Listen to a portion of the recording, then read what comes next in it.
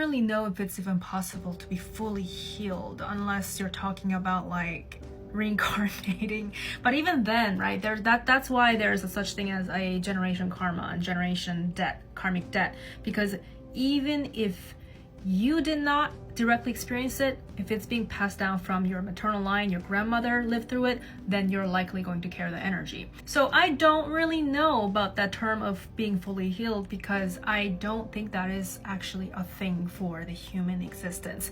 But that being said, we can always grow past what we experienced, right? We can always grow past what we suffered from. So there is a such thing as growing past the pain and growing past the point of suffering. So we're no longer affected and impacted by the same pain, the same wounds that have penetrated us and made it impossible for us to live through. So there's definitely a such thing as radical growth.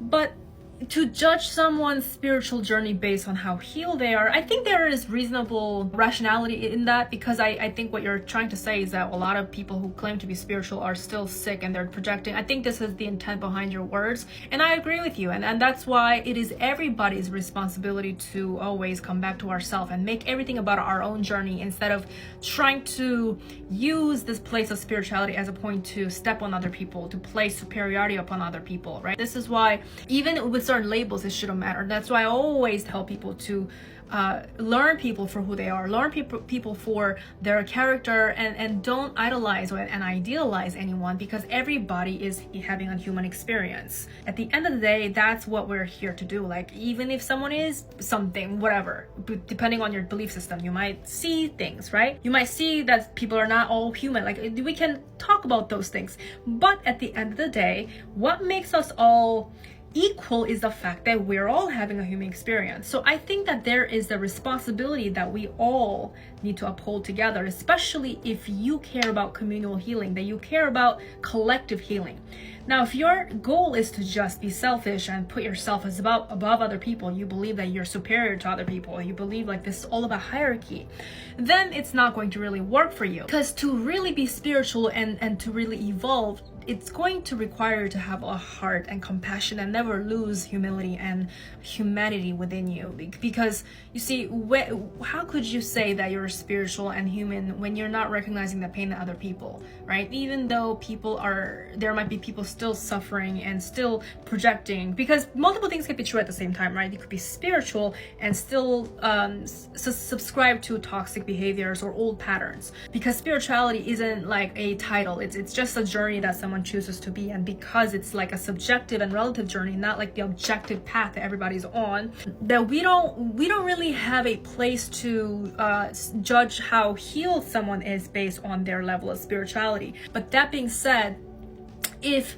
everybody came together with the true intention of looking at themselves from a place of self-accountability and responsibility, then I feel like we could definitely build something that is really solid and powerful. And really, this takes a lot of intention of self-work as opposed to just trying to be spiritual. There is no such thing as being spiritual, because what does that even mean? Like, how could you even measure someone's spirituality? Like, you only know yourself anyway, so you could walk around with this title all you want, and you might receive validation from here and there, especially if you walk around with certain aesthetics, because that's how you present your spirituality, and you might be able to fool certain people or entice some people, but that's not really what spirituality is. You know what I mean?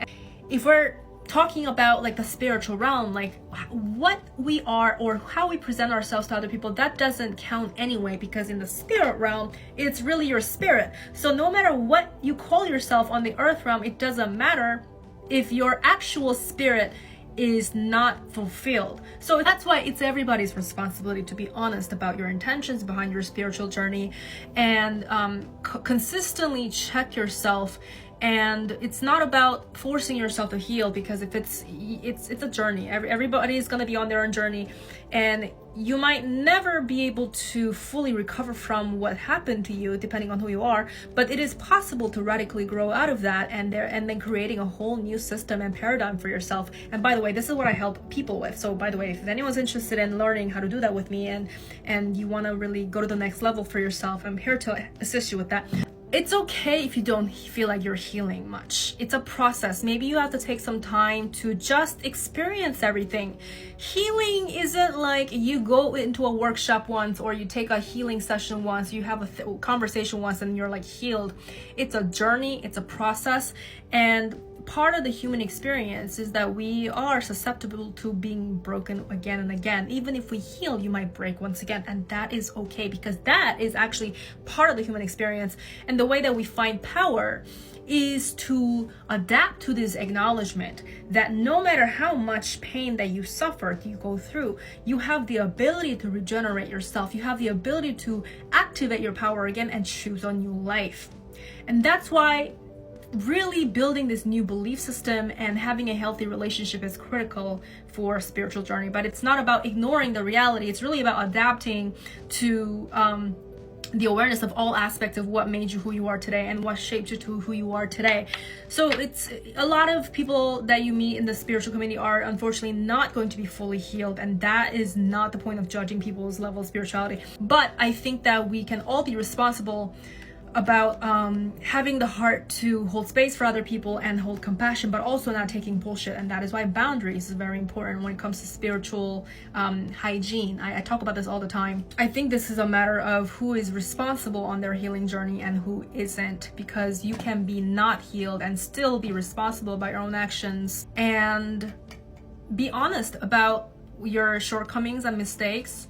And that's why when we're responsible, instead of pointing fingers at other people, we come back to ourselves and we know when to shut up, when to not talk, when to apologize, when to stand up for ourselves, and when to call somebody out. It's about being conscious of your choices and actions. Yeah, if anyone's out there acting like, oh, spirituality truly healed every aspect of me, that there's a bit of like a bullshit aspect there.